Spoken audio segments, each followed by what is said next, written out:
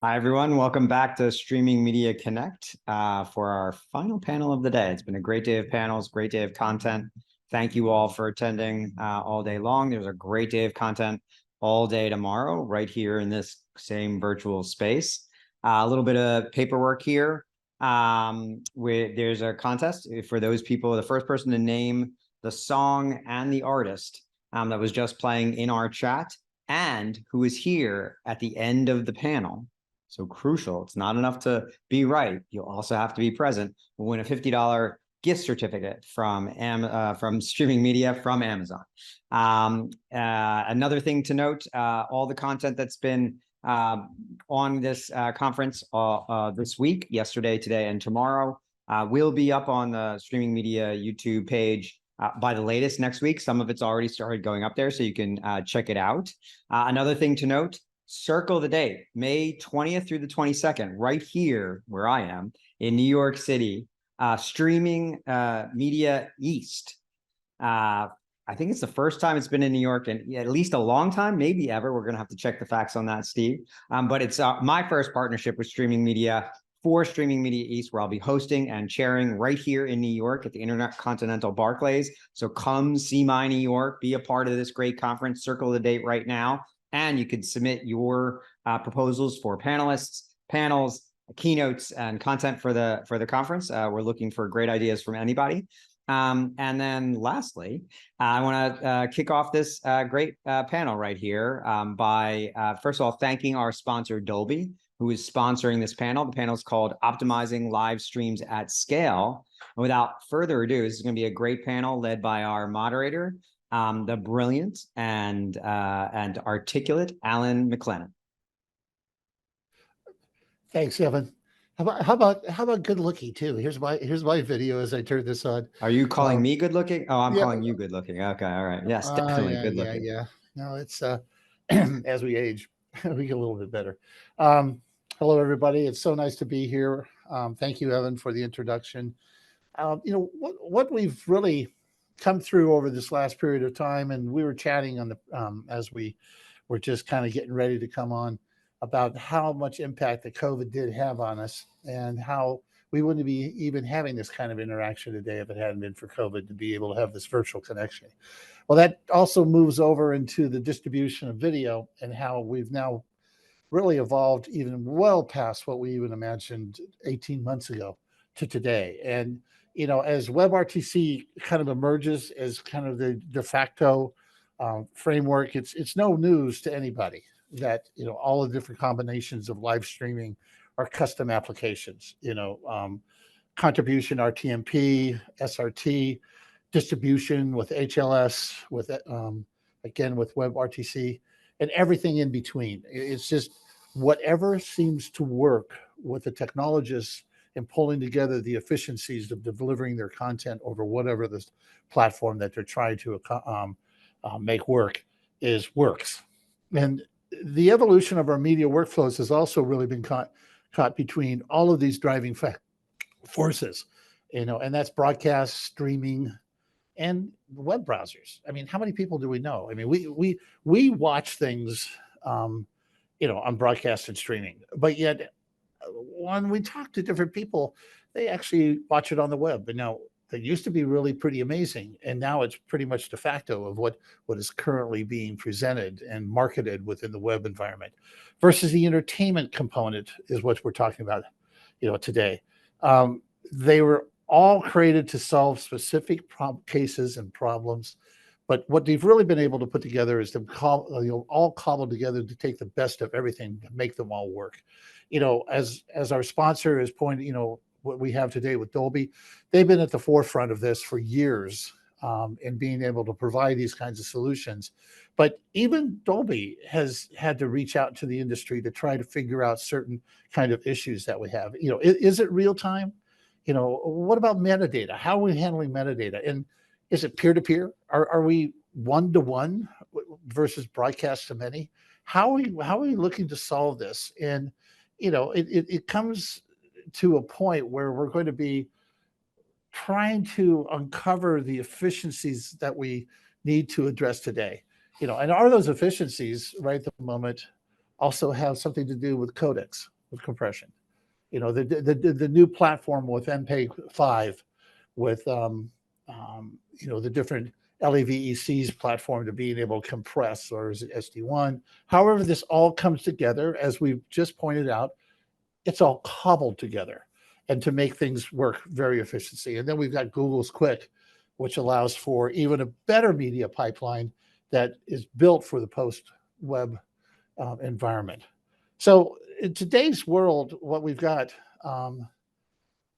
we're in a situation where we're finally getting to a point where we have to achieve the best technology solutions to be able to meet the needs of our audiences and our providers for those audiences. And that's what we're here today to talk about. So what I'd like to do is introduce our panelists on this call. Unfortunately, one of our colleagues, Chris Packard, let us know this morning that he had COVID and he's not feeling well, obviously, and he won't be able to join us. And Chris, if you are listening in, I hope you feel better quickly. But first and foremost, if you've been on the call today, we have Corey Smith, who's Senior Director of Advanced Production Technology at CBS Sports with Paramount. Corey, there you are. Great. I'm nice here. Evan Staton, who's the Principal Solutions Architect at AWS. Evan, nice to have Hello. you here. And Thanks. what we have is Ryan Jesperson from Dolby, who he's the Director of Product Strategy. And let me tell you something a little bit about Ryan. Ryan and I have known each other for a number of years, and some of the projects this person has been working on has been amazing, have been eye-opening, particularly how he's been able to use the distribution channels that are available to him to make things work. So, what I'd like to do is just kind of kick it off. And Evan, I'm going to kick it off straight to you first. What different technologies are you looking at right now with low latency streaming these days? And why would you advise any streamer out there to use that one over another? Sure.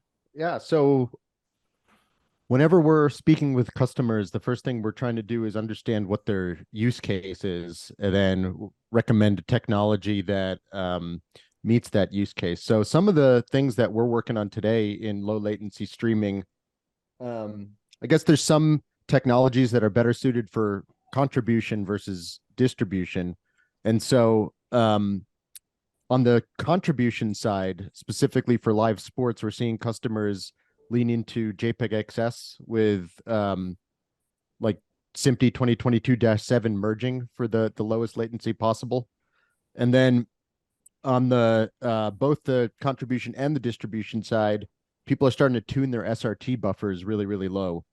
So you can get, maybe a frame or two of latency with SRT now.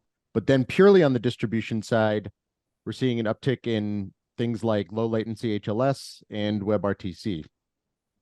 So those are just some of the things that we talk about with customers every day. Yeah, well, that's every day, and you're dealing with the overall technology platform, and it's really mostly efficient over your overall networks, right? This is not something that are you suggesting this is also something that would play out in the industry wide, like Net Insights distribution platform would work just as well with your recommended technologies on their networks, or just entirely on AWS?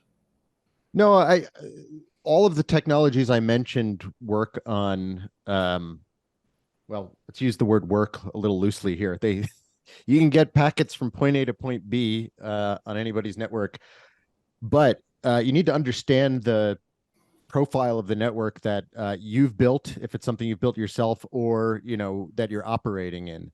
So for example, I mentioned the SMPTE standard -7 a second ago.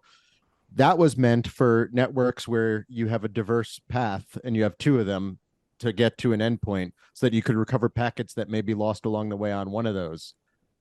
That works well if you have two paths. In the cloud, it's a ECMP type network, so equal cost multipathing. There's thousands of possible paths, so you may not be guaranteed two completely discrete paths within a network, which is why there's other protocols that customers use in the cloud that either have retransmission or use multipathing. So I think there's two things. It's understanding what environment you're trying to operate in. And then the second thing is understanding what business outcome you're trying to achieve. So, Well, sure. some applications are more or less latency sensitive than others. What we're doing right now in this panel requires real-time communication because there's bidirectionality to it. If it's like that, you need something in the 100, 200 millisecond range. If you're distributing to the masses, then a few seconds is probably okay, and anywhere in between. All right. Like you kind of set this up for me to take the same question over to Corey, because Corey deals with on a daily basis live sports. Corey, what are your thoughts behind that question as far as like what type of different technologies are you using, and why would one streamer over the other? And I like to throw one other component in there, and that is, what are the trade-offs between the different platforms or different software that you're using? It's a great question, and there's a lot of different choices out there as opposed to say 10 years ago. There wasn't a whole lot of choice out there in the market, and you see things like that we've heard about for years, AV1 and some of those technologies. Sure. Are now being adopted by providers and being built into hardware. JPEG access is going from kind of science experiment there to more mainstream. Riot Games has kind of been pioneering a lot of the backhaul JPEG XS stuff through some of their live event stuff. We specifically, in my kind of hybrid world, we're using a lot of like GV amp globals from our studios. So the conversion from HDSDI to IP, it comes back up kind of encapsulated over there, proprietary protocols, the kind of the first management layer. Once it hits our cloud environment, we're all core on the SRT side. All of our graphics contribution is using NDI. So regardless of whether there's a Chiron station or some other kind of expression box or some other graphic system, lower third tickers that are spitting out content over our fabric, we typically do that with NDI and use that as contribution into our master control switchers and whatnot to package up the show. Specifically at the Galazzo network does an SMT based solution for the lower third ticker, and it uses NDI to basically traverse from Dublin, Ireland back into Virginia, where the kind of core of playout is at, and we introduce that as the lower third layer there. Then everything outbound from us then is converted back to SRT as a distribution protocol. And then we send that out to our partners that make sure it gets onto CBS Sports app, Paramount Plus, etc. That raises kind of are you looking at taking that for those different platforms? I know you just said that you did, but we brought up the fact of like web IP video, going into the box to be able to push it out on the television. That's a completely different box that you're doing. Is it all coming back in and compressed into a certain format that then you press out, or are you pushing it also to every one of those at the same time? I send up to kind of a distribution warehousing platform that we have here on the CBS digital side. So from there, it then gets basically provisioned as HLS down to the client or whatever that downstream client needs to be, but typically HLS. And that's where you do the handoff. So I do a handoff SRT. They convert it to HLS for last mile distribution. Yeah, because I'm just looking at the monitor that's behind you, and Yes. everything that's playing on that at the moment with the different formats that you're integrating in there. The subtitling that you're having. That's AI generated predominantly. That is actually going through an AI Media Alta Lexi 3.0 captioner in the cloud. So it's a SRT contribution in, SRT back out. We use Nimbra Edge as our routing protocol or routing orchestration layer within our cloud environment. And it handles all of the ins and outs for the different components. So we can basically set up a series of different graphic stations, say the Chiron Prime. We can set up 5, 10, 15 of these machines. We can have graphic operators jump onto these boxes for their particular program. And we can basically treat our cloud environment as kind of a la carte kind of thing. So if that graphic op is for this particular show, we route them on the NDI layer directly into those master control switchers. They produce the show there, package it up, and then it gets basically converted back out to SRT on the outbound distribution. Yeah. You're identifying and describing, the importance about what you do with this entire platform and the number of platforms that you're pulling together and putting together to make it solve the problems that you have to deliver, versus perhaps many of our audience today might be, new content creators that are distributing content on YouTube, and, what are they going to shoot and how are they going to format it? It's a completely different world. It's the same thing comes to AI, and, that works really well for, YouTube, because the accuracy levels are about 78% and they're just not that good. But when it comes to content that you're presenting, the accuracy levels have to be, exceedingly higher than that, and they need to be up in the upper 90s for audiences to be able to actually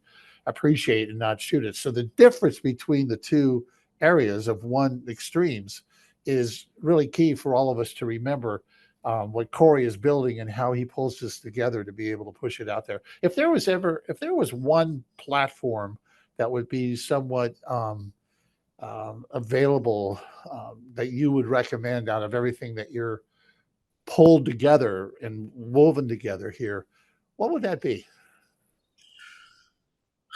The hard question. So from a cloud production standpoint, obviously I mentioned GV Amp. We're kind of a amp shop right now. There's several different production tools out there.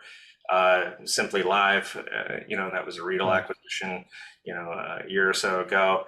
That's a pretty solid platform. TVU, Grabio. There's several different, TV in the cloud type of applications. Some of them are great for build it yourself kind of tool sets, and some of them aren't. Some of them are SaaS based. So it's really like, from an organizational standpoint, how much how much do you want to maintain control of the end-to-end signal flow, the glass-to-glass kind of experience? And I think from ground, as we acquire, desk shows, especially, around the Galazzo stuff, low latency transport into cloud, the production of that, and then through distribution, we want to be within, less than 3 seconds, obviously, for any hop in the system. Obviously, the downstream encoding and the delivery piece on the HLS side takes a little longer to go through all the encoding steps and processes there. But we don't, unlike other things, we're not having to really fight a lot of the social media battles, which would require more of the lower latency costs. If you can see one of our soccer matches without having to go through us, then there's a problem, because this is the common problem with, hey, I'm streaming a football game on a Saturday and I'm watching Notre Dame play whoever, and my neighbor is a big Notre Dame fan, but he's actually cheering for the touchdown 30 seconds before I even get to see it, because he's on streaming, I'm on traditional broadcast. So we want to play those games and continue to learn how to shorten the time in which we acquire the signal, put it through our broadcast platforms, and get it out to the customer. So we're always playing with low latency technologies, and I'm looking forward to seeing kind of what evolves around the AV1 piece, H.265, finally moving off an H.264 world, getting some of that compression goodness, and then whatever the next step is, JPEG XS is on the radar for us to start playing with as well. Yeah, I want to come back to that point that you just made, but I want to jump in here with Ryan, because Ryan, you're addressing a lot of these different issues right at the moment with your platforms within Dolby, and your partners are extreme. I brought up Net Insight, who's had one of the most lowest latencies as far as the network distribution of live content in sports for some time. What are the technologies you using to help develop this within Dolby, or your favorites as Ryan? What do you look at that might be pulled into this conversation? Yeah, I think a lot of you might know me from many years in the streaming industry. I was at Wowza for many years, and Wowza kind of became very ubiquitous when the Flash server went away, when Adobe bought Macromedia and then kind of decided to deprecate their media server. It kind of, and then obviously the Flash player died as a distribution delivery system. So it kind of left this huge gap in the industry for things that we had become accustomed to, which is about 5-second glass-to-glass latency with RTMP delivery to the Flash player. So we could do contribution with RTMP, distribution to the Flash player, and it was great for all of us, whether you're doing production like Corey is with his job and doing a lot of the ingest side of it, and also obviously the play out side. And then what Evan was mentioning about hitting all these different use cases. What is the use case that you're trying to do? I think the problem that with Flash going away, it had solved so many of the things that we're trying to do now still 20 years later. And it's still really funny that RTMP stays alive, especially as you see the new RTMP spec that came out earlier this year. They're actually have support now for AV1, which is quite interesting. And it is still the protocol that never dies. So there's some really interesting things happening there. I think one of the things that's a little bit, to get back to kind of the title of this session about, I think it said in the description that WebRTC is becoming the de facto standard. Being someone who developed a WebRTC streaming service, I think that title, that description is not completely accurate. It's definitely not becoming a de facto standard. What it is, it's becoming a de facto standard for very specific use cases. And I think going back to what Evan was mentioning, it depends on what you're trying to do. If you don't care about data resiliency, meaning you don't care if there are some packets that are dropped, both on contribution and on distribution, then WebRTC is probably the best thing for you if you're trying to deliver something that truly is as close to zero glass-to-glass latency, right? Because everything you're doing by default is over UDP. And a lot of what we're trying to do with a lot of these workflows go back to the protocol that we're defaulting across on both the contribution and distribution side. If you don't care if a couple packets get dropped, if you're betting on a horse race, right, and you care about seeing it in real time, and okay, your network goes down a little bit, but whatever, it gets back and it recovers right away. That's more important than you getting resilient packets and having a buffer built into that whole ecosystem. So, and the same as on the contribution side, like Evan mentioned too, like we're literally using UDP through Zoom here as a default protocol. If my connection happens to go down at this hotel right now, you guys will see me drop out. There's a little bit of kind of forward error correction, a little bit of, stuff that you can do. This is what SRT does, right? It adds a little bit of a buffer inside of the UDP to make it act a little bit more like TCP. So there's a little bit of more resiliency in that. So kind of to distill all of this is there is two discussions here. One is the contribution side of things, where most people do care about there being some resiliency on the contribution side. Obviously, we developed WebRTC and added the WIP standardization so that we could deliver on a contribution side over UDP by default. The second piece of that is you've actually seen the mass adoption of that with what's happened with OBS Studio. So I think it was just yesterday that the version 30 came out.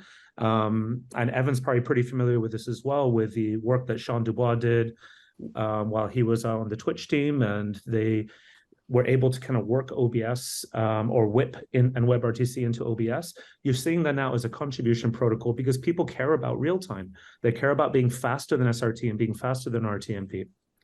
Having said that, on the distribution side, even if you want resilient contribution, you still want to go as fast as possible on the distribution side.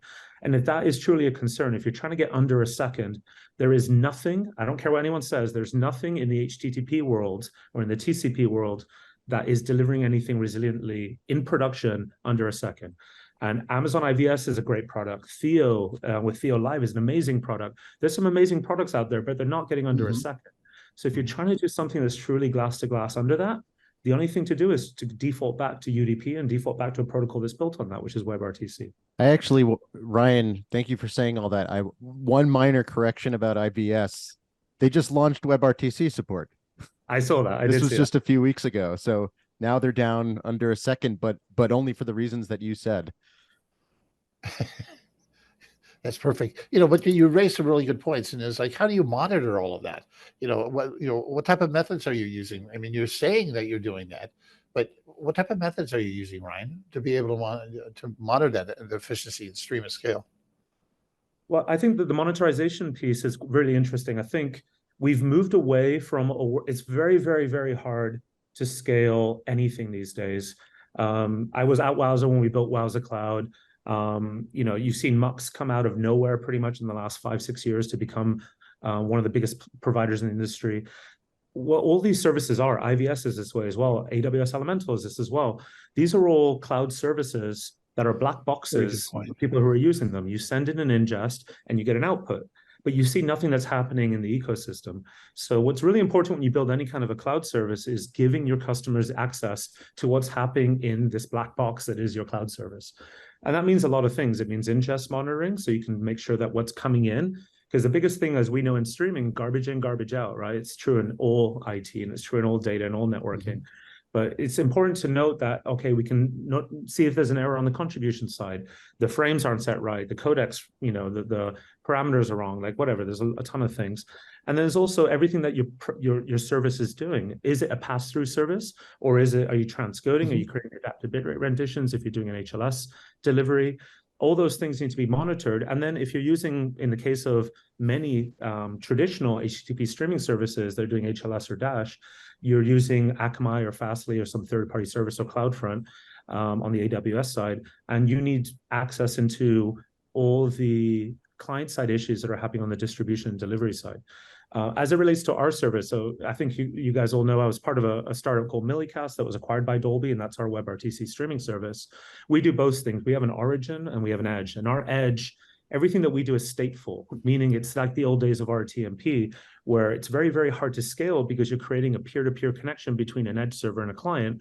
And we offer tools and analytic tools for our customers to see and monitor if there are issues, right, between the distribution side. So we offer that through an API, both on the contribution and distribution side in our dashboard. And essentially, it's true of every cloud service.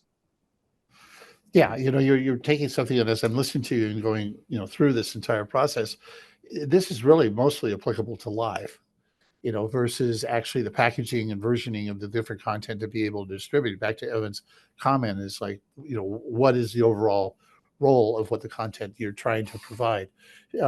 Corey, I mean, you live in the live world with sports, but in this particular instance, I mean, you also serve up content on an ongoing basis that's been packaged, that's been ready. Is that just noticeably different than what this conversation is all about from a streaming standpoint, a streaming VOD, a streaming piece of content, or then there's live? Is it noticeably different, or are we talking about the same type of discussion?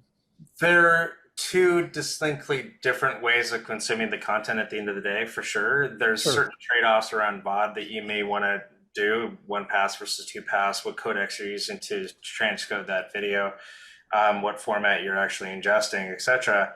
So what we've tried to do is we've tried to nail live very, very well, right? And something we tried to do when I was at Activision Blizzard is if we could nail live, or even as Xbox going back, 2016 pre, we wanted to do live very, very well. High quality, low latency, get it to the customer, give them the features that they want, whether it's their local language audio or they wanted to have the closed caption in their language, etc. So we've tried to nail that, from a live perspective. The VOD stuff can take some time to get through. When it comes to live sports, though, however, you want those clips instantaneous. Like the social media machine has gotten so much crazier in terms of the adoption of some of those platforms to see highlights and clips of specific sporting events, because a lot of times people are on the go. They don't want to have to sit and watch the full match. They just want to see, the greatest plays of the player of choice, right? So when it comes down to our VOD workflows, we tend to send them the same signal that we're doing for distribution for a live perspective. We send it to their platforms as well, but they're actually looking at the SCUDdy markers inside of the broadcast stream to actually trigger the clipping mechanism, so we can actually transcode those assets in almost near real time to get them back out to a publishing point for replay and reconsumption by people that want to come in, after the moment of live. How are you doing that transcoding almost live? I mean, is that something that you have different types of services? Is that AI? Is that like a truly good I wouldn't necessarily say AI? I wouldn't say it's an AI. We do have some social media services that are using AI. We have a partner that helps us out with some of that sports clipping. And so there's that workflow that goes straight to, like, say, the YouTubes of the world, the Facebook, Instagram, that kind of stuff for distributing those short form content. The content pipeline that I'm referring to is the offline content of assets, package creation for, say, Paramount Plus, CBS Sports app, those type of platforms for editorial. I see. Thank you. One of the things that kind of going back to you, Evan, and when you were talking, and Ryan, you brought up Sean DeVom. with Twitch. I mean, he really did the overview and description of this, years ago. Are we finally just kind of catching up to this? It wasn't. I mean, Twitch has been a phenomenal platform, and the efficiencies of what we've been able to do of almost near real time. 1 second, Ryan. Is that acceptable? No, not when it comes to sports and esports and different betting and things like that. But is it understandable that we're at that point? And his architectural discussions back in the day is really kind of called that all out. Why haven't we moved further than? I mean, this is a classic. I apologize for even asking this question, but why haven't we moved further than what was been actually described some 3-4 years ago? Ryan? Yeah, I can answer quickly, and I want to hear Evan's opinion on this. Yeah, I thought I'd go to you first. Yeah, and I see Sean just went over to LiveKit, which is a really interesting company as well. You guys should look up LiveKit and what they're doing. Some cool stuff. I think one of the things that we chatted about leading up to this panel is, this is going to be a little bit controversial, but I think anyone who's really been in streaming for more than a couple of years is going to agree with me, is that everything in streaming is a hack. And even my own startup that I was involved with, we hacked WebRTC to make it as a service for linear streaming, for linear real-time streaming. So, WebRTC was never built for that. It was built as a real-time communication platform to kind of build Google Meet, right? And Google Hangouts. So it used to be Google Hangouts. And then we took it and like, this is available to every browser. It's available on devices. You can do it for contribution and distribution. And we created a service, and we were the first to do that. And that's true of pretty much anything that's out there. So to your point, Allan, when Flash RTMP went away, when the Flash player went away and RTMP went away as a distribution platform, all the CDNs, and I apologize to all my CDN friends out there, Akamai and Fastly and Cloudfront and everywhere, is they all got very lazy. They all got rid of their stateful architecture. They all used to run origin edge CDNs that ran RTMP servers, and they would do an origin ingest. They would pass it to an edge, and the edge would statefully connect to the Flash clients that would be the players, and that was an RTMP origin edge. And that's what we're doing with WebRTC. And it's very, very hard to do. And more importantly, it's very expensive because you're having to spin up actual servers to create those stateful connections that map it. The benefit to all of that is that you get the benefit of two-way data channels. You get the benefit of there being interactivity in the streams that you're doing. You get a benefit to a range of a whole other things. Both in the days of RTMP and in the days of WebRTC now, where you can now create, watch party type use cases or, breakout rooms or other forms of interactivity that we haven't even come up with yet that I think are going to be very interesting as we try to figure out new ways to generate revenue and do direct to consumer applications. To your point of why hasn't the HTTP streaming industry done anything? Because the CDNs all decided, okay, we're going to go and do what's the cheapest thing that we can do. We have this amazing HTTP architecture that scales all of our other websites and everything else. And HLS was a brilliant protocol for making the iPhone ubiquitous, for making streaming ubiquitous. So I'm not getting piling on HLS because it was such an amazing hack of how can we use HTTP and HTTP CDNs to scale streaming and make it accessible to global massive audiences. And to this day, there's nothing in the WebRTC space or in the RTMP space or in any space that can get to the levels of scalability that HLS has enabled us to get to. Truly amazing scalability. But as it relates to use cases, going back to Evan's point, if you have a use case that requires pretty much anything under 5 or 10 seconds, it's really, really, really, really hard to get to massive scale on HTTP and to extremely low not massive scale, extremely low latency on HTTP because of the way that HTTP CDNs are distributed. You've got to cache out through all these different layers of edge architectures to get packets all the way down. It's really, really hard, despite the encoding technologies being there with CMAF and HLS and LL-. It's really, really, really hard to proliferate those packets across these architectures to deliver those in time that don't have this inherent latency. That's that's kind of the simple answer to why HTTP is struggling to deliver on the promise of real time. And I want to hear Evan's feedback on this too. Yeah, but before I get to Evan on this, I just want to point out a couple things here. It's back when HLS, and I would agree with you. I mean, that was an amazing solution, and how it was addressing the overall issues for whatever device that you possibly might want to watch, whatever you might want to watch.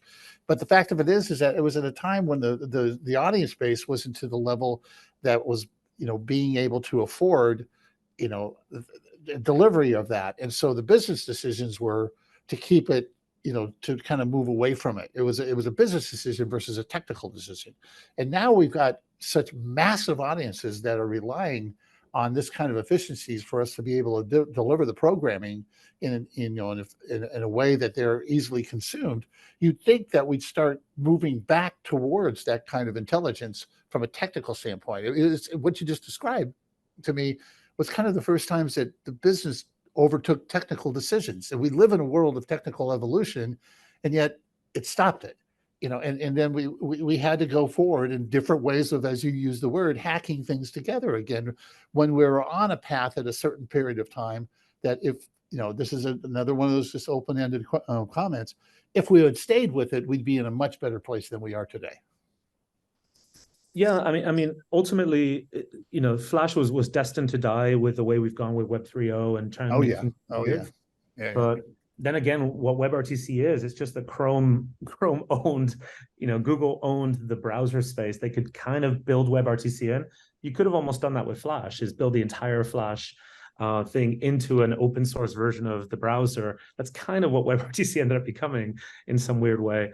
Obviously a different use case, but yeah, what people forgot is sometimes, we had customers in our early days of Millicast who were paying us $1 a gigabyte for bandwidth because we were doing something that nobody else was doing. And I talked to some of my CDN friends, and they just couldn't understand that when they're charging half a cent a gigabyte or less even for bulk bandwidth. Wow. And I'm charging, what is that, 200x the price? Right. At least. They're like, what are we doing wrong? Well, what you're doing is you forgot that there's value. Not every bandwidth is created, not every gigabyte is created equal. Like that, there's just because you deliver data, which is your job as a CDN, it doesn't mean that there isn't value in the speed at which something can be delivered and the features you can wrap around it. And real time has enabled us to add new revenue opportunities with interactivity in the content. Betting is obviously where things are at right now because the US and Canada is going crazy for it. But there's so many other cool use cases around real-time interactivity and linear content that we haven't thought about yet. That I think is really, really exciting from a technology perspective. Yeah. So. Yeah. No, I'm right with you. It always has been real time. Has been this faux, human interaction to being able to have this kind of engagement that is really, really quick. Evan. I think we've forgotten a couple of things here, though. And sorry if I can. No, jump in. I mean, talking about the evolution of some of these technologies. I mean, smooth streaming was kind of de facto standard across, a lot of things, including CDN providers back in the day, and the eventual demise of Silverlight and stuff caused certain things there.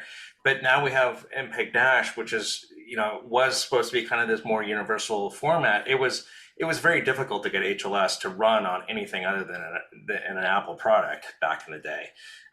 You had to hack the client in order for it to decode those frames. So I think we've kind of lost our way a little bit in terms of just piling on HLS because, hey, it just works, right? But then we also talk to our CDN providers. They're not willing to do anything because everybody wants to be on HLS. So they have no incentive to change up their architecture to move anywhere in the future. So what would be the problem? Because all of this stuff is really just compute at the edge. Why not somebody build a product that actually would just be de facto on the edge? Say if you wanted to do a large scale Zixi deployment and do client to client Zixi pushes, that solves your security and OFSEC problems as well, because now you can encrypt the traffic back and forth. Not that you can't encrypt HLS, but there's these IPTV services out there that basically lift content every single day, and none of the media rights holders have any access or any way of shutting down that type of hijacking, I guess, of the stream. So sure, we will look at CMAF, we look at things that are more interop, and we've been looking for interop in terms of all device ecosystems are created equal. There should be one format or standard to stream to these devices, that we don't have to have like client interrogation. Oh, you're such and such client, so you need to have this just in time encode to support that device. And so I think that us as an industry can and has power to kind of influence how that stuff is being delivered to the clients in a more cost effective and more of a higher efficiency way than just saying, oh, well, we'll just move to WebRTC because it's fast and has low latency. I mean, to switch up infrastructure like that is not something that can be done overnight, but at the same time, we can't just keep hopping from different, format to format to format, trying to find that we need to come up with more of a Swiss Army knife type of solution. And sorry, Evan, I took up time here. Go ahead. No. I like your idea, though. You've just described something that is really key, and that's what we've been talking about. In fact, that's what the whole point of hacking is a Swiss Army knife approach to it. And what we're trying to talk about, what you just described, Corey, is more of a distinct way of finding the solution. Evan, we've just been holding you at bay here. Sorry. Oh no, I'm fine. I've enjoyed listening to all this. It's a lot to think about. I'll just share my thoughts about kind of what everybody said, where my brain went here. I like Corey's idea, by the way, of just having generic compute at edge, and then you can put what you want on it. If you want to put WebRTC, great. If you want to swap it out later, great. I think when you invest in infrastructure like that, like what Ryan was getting at, that something has to terminate the connection. Today, it's a bunch of caches throughout a network like CloudFront, or it's a bunch of, iron that Dolby put out there for their WebRTC CDN. But there's a bunch of computers out there doing something, and right now they're all pretty differentiated in what they do, which is part of why Ryan can charge more per gigabyte, because it's like, yeah, it might be the same physical box. It's probably not, but here's something where we can give you a differentiated gigabyte. And why is this more valuable? It's because I got it to you faster. There's something to that. And I was thinking something similarly while Corey was speaking earlier about the clipping, sort of live highlight clipping for people. I think the lower the latency you can get for live events, the more monetization opportunities you have. And all the way up to like real-time betting, right? If you're like getting that fast, like under a second, there's some stuff you can do under a second. There's some stuff you can do, if it's within a few seconds. There's some stuff you can do if it's within a minute. And then, the value of the content sort of deteriorates. I'm talking just for live, specifically live sports and news. The further you get from the live head, the less value that content has almost immediately. It's like when you buy a new car, then you drive it off the lot. So you need to have all this technology and all these options to be able to give as much experience to different users who want different experiences as you can, so that the rights holders can have more monetization channels. That's one thing I was thinking while everybody was talking. It's all about live. I mean, especially in sports, when everybody's watching the same game, they're watching the same play simultaneously. And this is where, like, when AWS bought the Psi client or infrastructure from NetInsight to retime all of the clients down level, that everybody's getting the same frame and accurately across all devices in the ecosystem for that particular event. That was gold. But again, it doesn't necessarily fit the betting world, right? Because the betting stuff is moving in real time as if you were at the venue, which doesn't always equate to great experiences when you have money involved. So not necessarily a great solution for that. But at the same time, I think from a VOD perspective, sports is unique. So if you're the one that's clipping the content and people have the access rights to that particular piece of content, say for any sporting event, probably within the next 12 hours to 17 hours, that content's going to go totally cold, and you're going to be hard pressed to even find it on that website that you originally watched it on, because now it's on 30 different platforms because everybody's lifted the content and pushed it elsewhere. So I think that it's not only just about getting the content live, but it's also the security we wrap around this whole ecosystem. Like when we start seeing it on 30 different platforms within 24 hours, we've lost our ability to monetize any of that traffic. Yeah. And you know what, you really point out something that's really, again, applicable because that was thought out and thought through. Psi was an amazing platform, that AWS picked up. And, and from that, they've really been able to address many of the issues, but they haven't leveraged the overall technology and platform to what it was designed for. Per Lindgren from Net Insight, really, he's the founder and CTO of the company.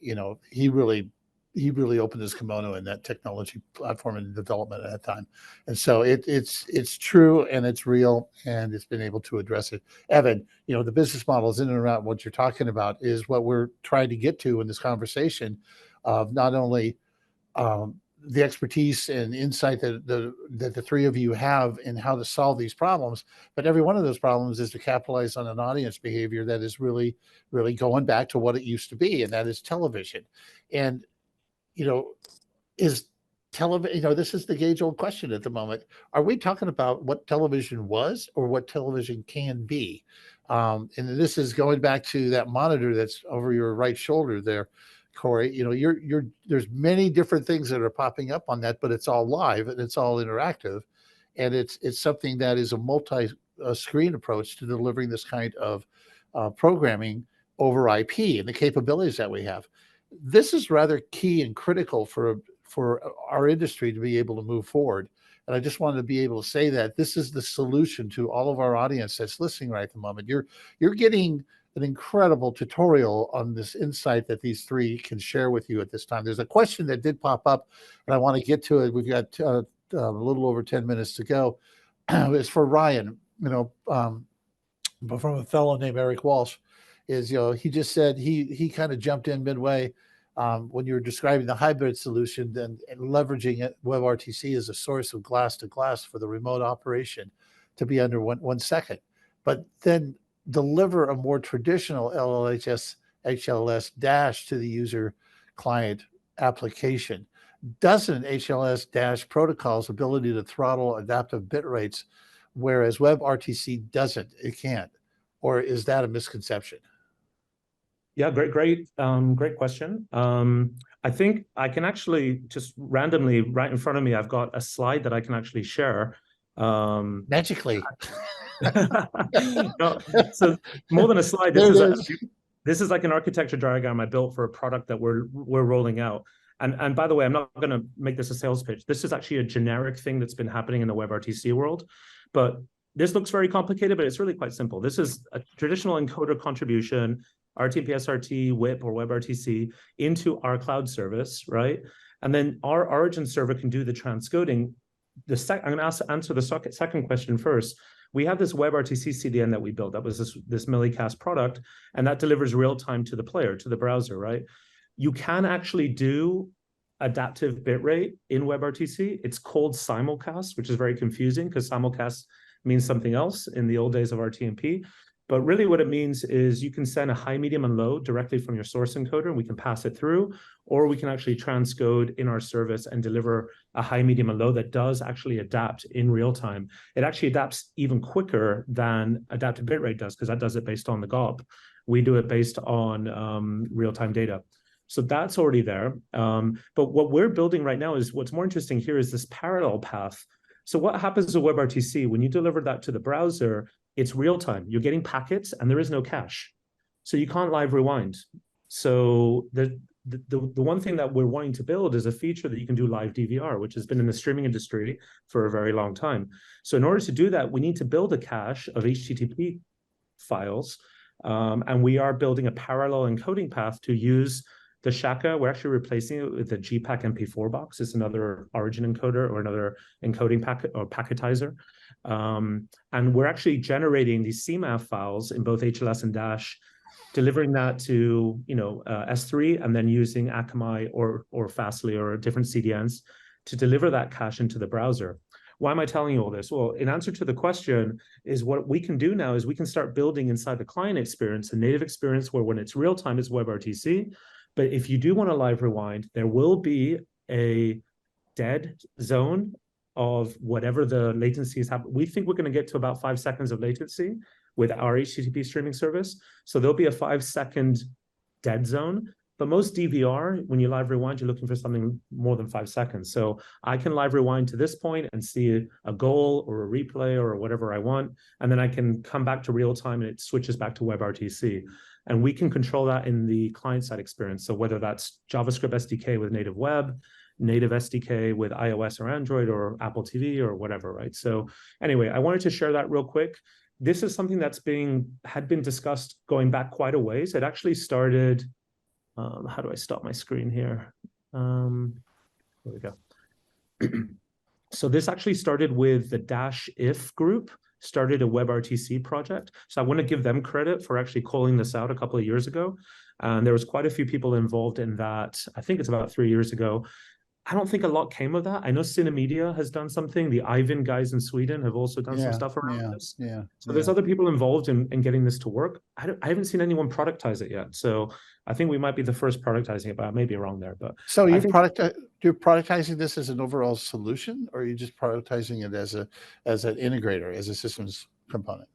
No, I mean, when you use the Millicast product, you can use our API or our dashboard on the web, and you can get the WebRTC stream that's real-time streaming. But now that same API, that same dashboard is going to give you a live DVR cache and a live to VOD workflow as well, or a alternative live stream. So you can do freemium models. You can do something that's cheap with, you know, commoditized HTTP delivery, but then convert someone to a paid real-time experience to make money off of them. I don't know, it gives our customers more options to do things. So I think, once again, this is another hack. This is kind of where we're at. It's another hack. Yeah. We're hacking the client, we're hacking our service, we're hacking all these different protocols to give the user more control over what product they want to build. Hey, Allan, can I throw something in here? You asked a question before about where we're going. Are we rebuilding television the way it was? Are we building a new thing? I want to answer that. Looking at Ryan's diagram, and I've seen a lot of diagrams that look similar to that in different ways. And Ryan, thanks for sharing that. What we're doing is we're creating technology that has the ability to create new customer experiences that people have never had before. So this is not, you know, even if we get the latency all the way to 0, and by the way, I would argue that WebRTC is faster than traditional television ever was when it's you know, considering all the hops that stuff usually has to go through. Well, but that's just kind of the point. All the other hops, but the audiences and also got used to that because they didn't know any better. You know, Corey brought up something that we've all used 100 times before, and that is your neighbor, right? The bar or the bar down the street. Everyone's cheering, and you're watching something that's like 20 seconds later. You know, that's because that system had been designed and around delivering that television fast. And as we move to IP, it slowed us down. So it's, to your point, that has been around for a long time. It just happens to be that everybody got used to it. Now we've moved into something much faster. Yeah, but there's one major difference, and it's really an important one.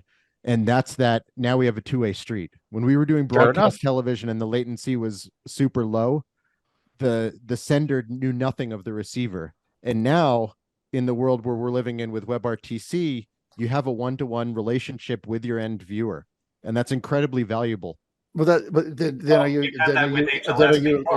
did. Yeah, exactly. We've had two-way interactive streaming for a while. I mean, we were doing this at Xbox in 2014. Yeah, Xbox was having that for some times, and that was some of the discussions in and around having that box actually be the replacement for the television, you know, the set-top box. Yeah, that was something that was really key. But what you're describing and what you're saying, Evan, then it sounds like then you're advocating like ATSC 3.0. Because that's a two-way stream. You know, I know, Ryan. I know where you're going on that one, Ryan. So it's like you just described what the dream of ATSC 3.0 was all about, but it's not there. Well, there's a dream, and then there is the reality. So the one thing I do want to bring this up really quickly, because I think Evan brings up the best point that we've had all day today, which is, why should I care? Too often we're all streaming geeks and we all talk too much about the technology side of it. What are we really trying to change? Because one of the things, and I know there's been some panels on fast, a lot of focus on fast in the industry. I personally hate fast because I think it's the most uninnovative thing to happen to the streaming industry in forever, because it's lazy. It's the way things are being done traditionally. We're not using technology to better the live experience, which is what we should be doing. We have a better technology suite to do more innovative things. And let me add one of the things here that I think is really one of the keys is Evan hit on it. We've never, in the history of live television, which has never got below 5 seconds, going back to the 1960s and satellite, to everything in between, cable, fiber, whatever, right? We've never been able to beat 5 seconds. There's a company out there right now called Play Anywhere that came out of Warner Media, Pete Scott and some of those guys, and they are doing something really smart, which is changing the rights holder. They're going to rights holders and saying, by the way, we can deliver things faster than 5 seconds, and we want to buy those rights. And you go to Major League Baseball, they've gone to La Liga and negotiated it, and they've been able to carve out this rights that has never been bought before in the history of live. And it's genius, because now they've given a new way to create interactivity based on data, by the way, real-time data from the stadium, from athletes, that you can now put into the live experience to monetize ways that aren't just based on ads. They're based on real-time e-commerce, real-time gamification, real-time whatever you want, betting, whatever you want to build out of it. That's really cool, and that's really interesting, and it adds a lot more value to the content we're delivering. No question. In fact, metadata is probably it is the most valuable component of what we're talking about here when it comes to actually the content and some of the issues that are really starting to come up when it comes to description and being able to have the right type of content arrive at the right spot, and this is really interesting with Play Anywhere, especially what they're going after the rights holders. Gentlemen, this has been truly an amazing conversation. I just want to be able to say this directly to you and to the audience. I learned a lot on this conversation from the three of you, and I want to thank you for it. Corey, your ability of putting all of this together to be able to serve up the kinds of content that you're doing right at the moment on a live standpoint is just exceptional. Ryan, as always, the depth of understanding of how you pull together, and that Wowzer days are something that you always will appreciate that time, back at that time. And Evan, when you're pulling together these kinds of insights that are feeding off of these like minds, it's to be appreciated of what you're being able to share to us. If there's anyone out there that has any other questions, quickly get back to me. We have less than a minute to be able to talk about what we've just gone through. But I highly suggest, as I will be doing when this becomes live, sharing this particular panel. And as Ryan, we've been on lots of panels, Corey, all of this sort of thing, but the depth of this one has been exceptional. So thank you. Thank you for helping me learn something new today.